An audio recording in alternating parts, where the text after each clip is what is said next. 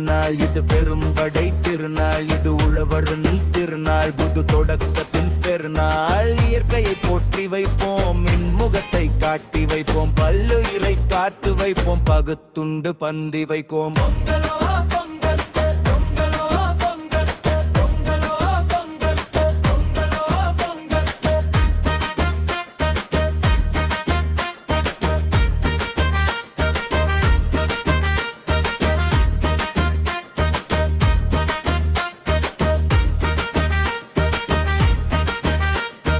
இது பொன்னேர் திருநாள், இது பொற்கால திருநாள், இது தென்னவர் திருநாள், மருத குடிகளின் பெருநாள்.